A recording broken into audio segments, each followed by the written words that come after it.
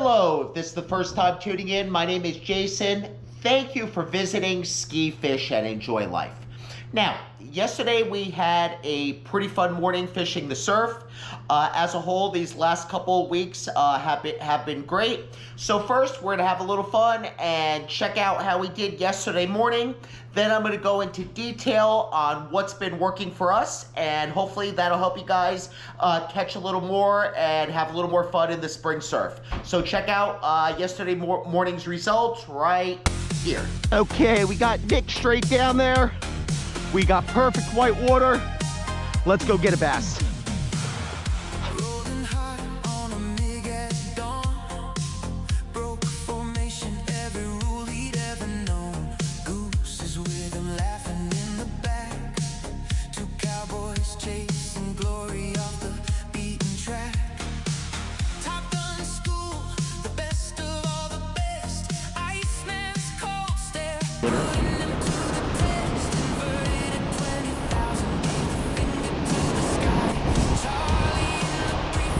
Got him! Striper! Finally! Yeah, baby! Woo!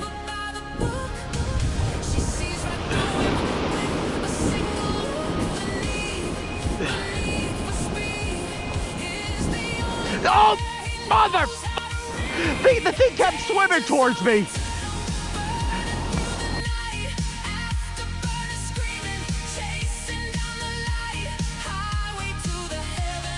Okay, I will not be defeated. We got some bloods left from the weekend, and we are lobbing them right in the beach trough. Here we go.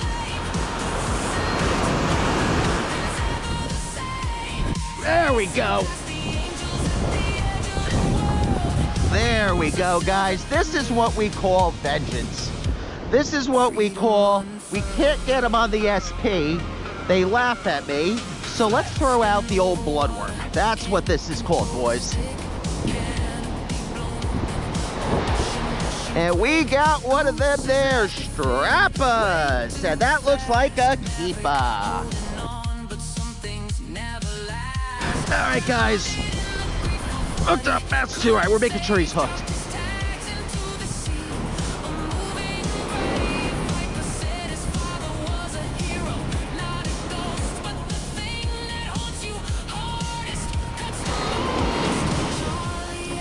That's two. Woo! Okay, now we have Nick here. There you go, real fast. Got him. All right, Nick's hooked up.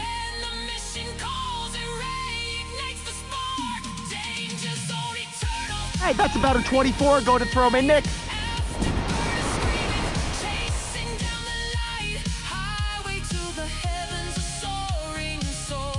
Striper! Woo! Picking up the sand, please.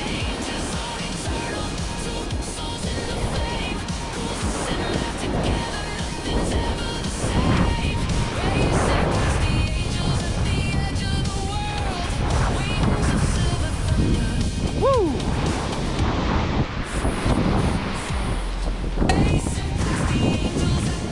Hey guys, bass spray.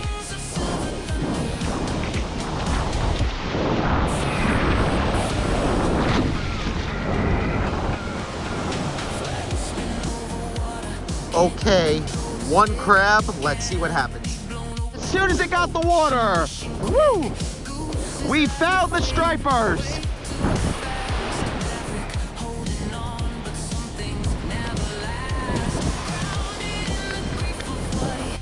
That's four.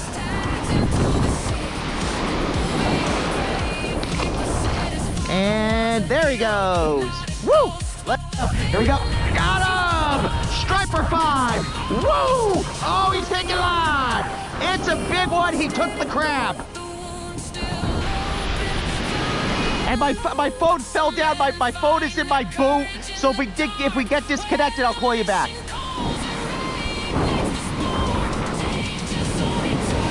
Striper! Woo!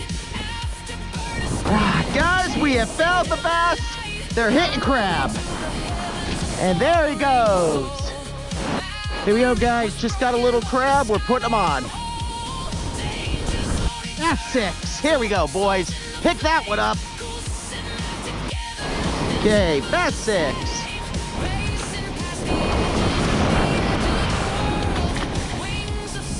What, baby?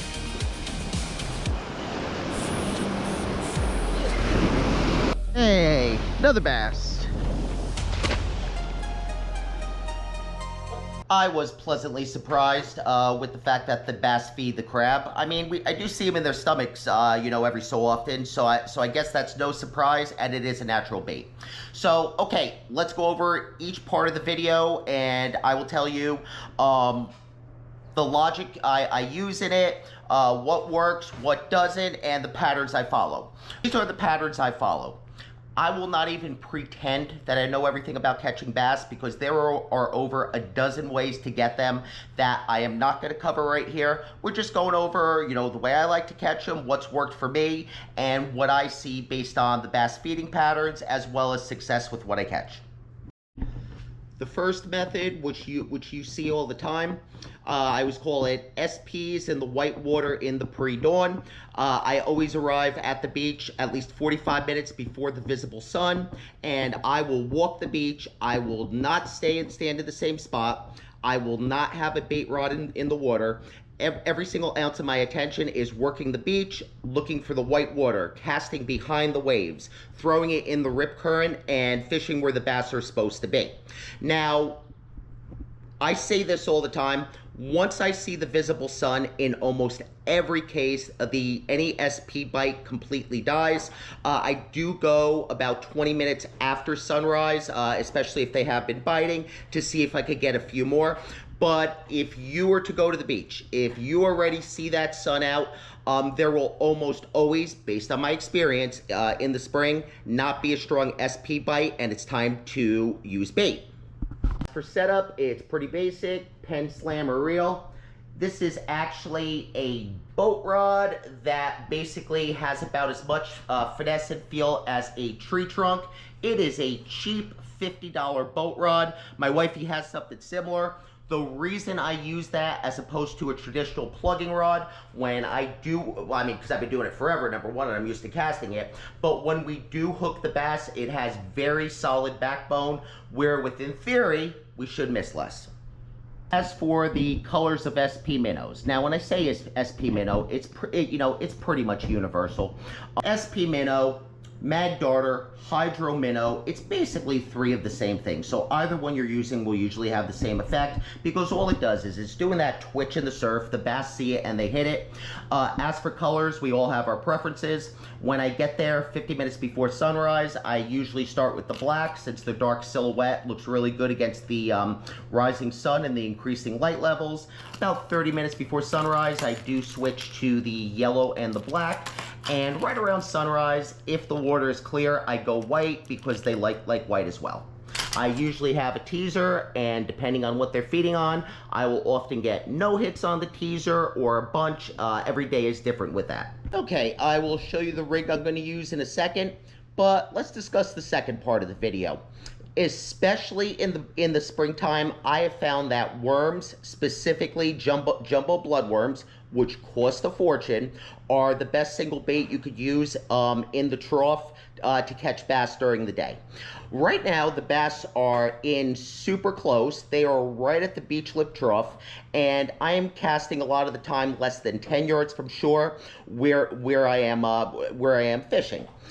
Sand fleas are a major source of feeding for the bass, especially in the springtime, but they do feed on them year-round. So right now, especially in the spring, bass are in super close, and they are just going up and down the beach lip, eating sand fleas, crabs, anything else, that is laying there that is a natural bait. The bloodworms are something they cannot resist, and I usually have a dozen of them with me, which I pick up the night before when possible, because as I said, the bass love them. I find a beach lip, I'm lobbing it in stupid close to shore, sometimes less than 10 yards from shore, and myself or anybody else that's fishing a worm pole, we hold the pole, because they will hit very quick, sometimes pretty light. And with the cost of worms, we do want to maximize our hookups. Now let's move on to the almighty sand flea. I do have a sand flea rake, and one of my favorite ways to catch bass is to use the rake to get sand fleas, and I do one of two techniques. When it is a calmer day, I will very often have no weight on there. I will put 4 or 5 sand fleas on the hook. I will cast it in underhand, and I will walk with it as the sand fleas are drifting naturally in the current. That gets me bass, and fluke absolutely love them. Other times, which what I was doing earlier in this video, I have a small 2-ounce weight on my sand flea rig, and I'll slowly drag it along the bottom, which obviously works great too. I learned in this video just how effective the crab could be. Most people call them calico crabs. The actual name for them is lady crabs. I had absolutely no clue, so I did have to look it up. And all I would do is I would use my weight or use a rock to crack the shell of the crab. I would put the hook through one of the leg sockets, much like people do when they go for blackfish. The crab does not fall off, and all I did when I caught those 5 bass is I lobbed it into a spot where there was white water, rip currents, and all that. If you think about it logically, whenever you see waves crashing down, the waves are hitting the sand. So the sand fleas, any worms in the sand, any crabs, any clam, in the rough areas, the breaking waves and the stiffer currents do expose, food for the bass to feed on. So whenever, now this is when I'm throwing the SP minnows, when I'm using bloodworms, when I'm using the sand fleas, the crabs, or anything else, I will always target areas where there are natural disturbances, because those are the areas the bass will often feed. But as I'm walking towards my areas of rougher surf, I do also try the holes, especially when there's deeper water. I'm literally throwing it in underhand, less than 10 yards in front of me, and because some of the time the bass are just patrolling that beach lip, looking for easy meals, even in the calmer water. As for the rig, this is pretty much universal to all the bait fishing that I do. The length of the leader and the size of the hook is dependent on which baits I'm using. I will always use a fish finder setup. As of yesterday, when I was doing the crab, I was using a 2-ounce weight. I use a larger barrel swivel even with the crabs and the sand fleas. This barrel swivel also serves as a weight. I don't know, probably weighs about 1/4 of an ounce. And it does help it drift better, in the current when I decide not to use a weight. And I will add anywhere from 15 to 18 inches on this barrel swivel of line. Now, when I'm drifting sand fleas, I may use 40-pound leader. When I am using, clam, crab, bloodworm, something like that, I will often use a 60-pound leader. And when I am going for bluefish, since they love biting through the line, I do go with 100-pound mono leader on my surf rod. I do not like using wire because, just my opinion, I believe the bass see the wire. When you have it before the hook, it looks unnatural, so it gets you less hits. But that is just my opinion. So there's the setup we use. Just a basic sliding fish finder concept. This has been one heck of a spring so far, and I do hope I've given some of you guys some tips that will help you catch more fish and make your fishing trips more fun and more productive. So I do like to see if I helped out with that. So like I always say, guys, remember, every day is a blessing, especially when you learn how much bass love eating crabs. And don't you ever forget to enjoy life.